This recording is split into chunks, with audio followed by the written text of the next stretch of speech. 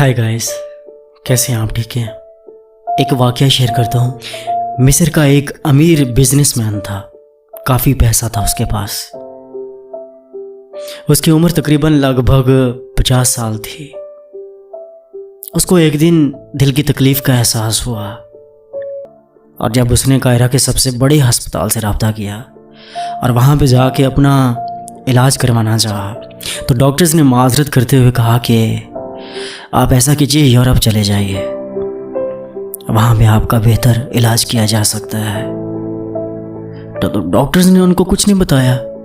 वो यूरोप चला गया। वहाँ पे तमाम दिल के टेस्ट मुकम्मल करने के बाद वहाँ के डॉक्टर्स ने उसको बताया कि आप अब चंद दिनों के मेहमान हैं।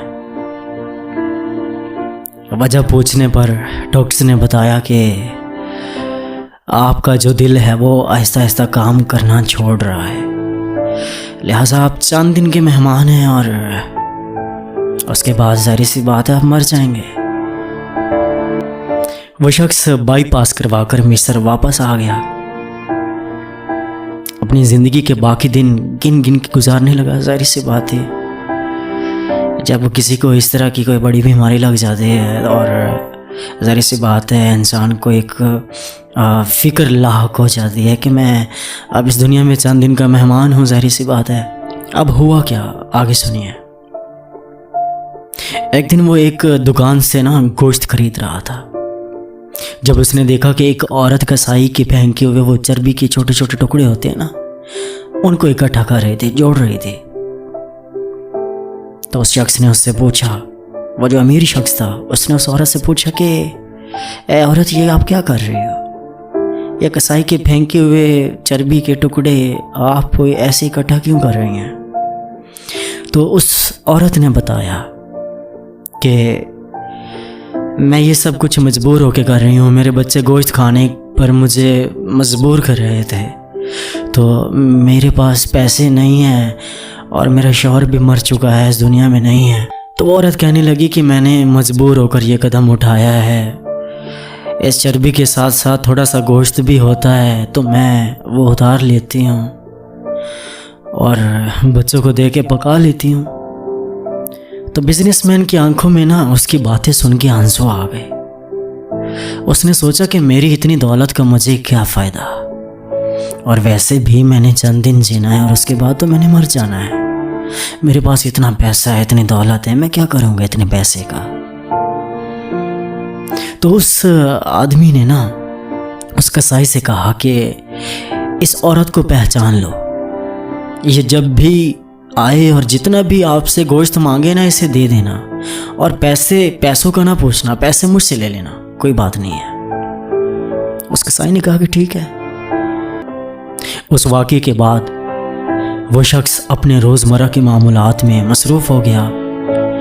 कुछ दिन से उसे किसी दिल की तकलीफ़ का कोई भी एहसास ना हुआ। पहले तो उसको तकलीफ़ होती थी, कभी ना कभी हो जाया करती थी दिन में, लेकिन उस वाक़ये के बाद, उस औरत के गोश्त लेके देने के बाद उसको कोई ऐसी तकलीफ़ का एहसास ना हुआ।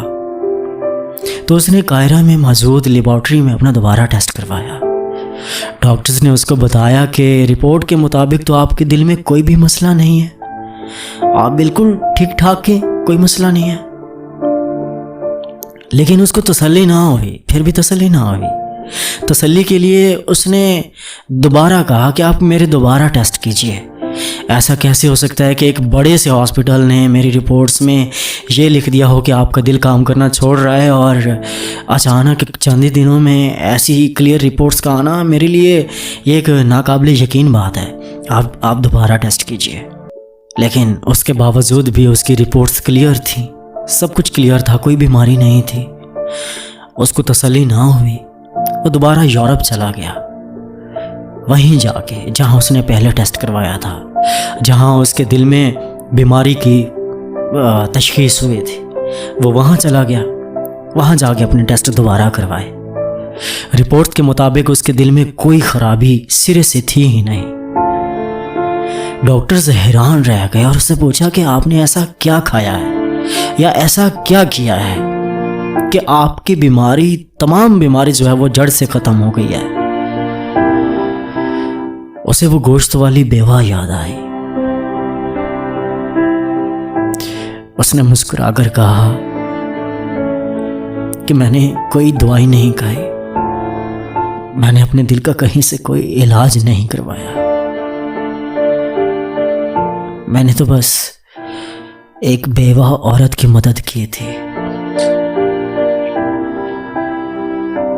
मैंने वो काम किया है जिस पर तुम लोग यकीन नहीं रखते हो। बेशक मेरे नबी ने सच कहा था कि जो सदका है ना, सदका वो हर बला को टाल देता है। मुसीबत, बला, परेशानी चाहे जितनी भी बड़ी हो, यकीन कीजिएगा कि वो बड़ी से बड़ी बला को भी टाल देता है जो सदका है। आप दोस्तों से गुजारिश है कि इस वीडियो को अपने दोस्तों के साथ लाजमी शेयर कीजिएगा। बंदा नाचीज़ को जमशेद भट्टी कहते हैं। और दुआ के लिए जब भी हाथ उठाइएगा इस बंदा नाचीज़ को कभी ना भूलिएगा। अल्लाह हो आपका हामी नासिर, अल्लाह निगहबान।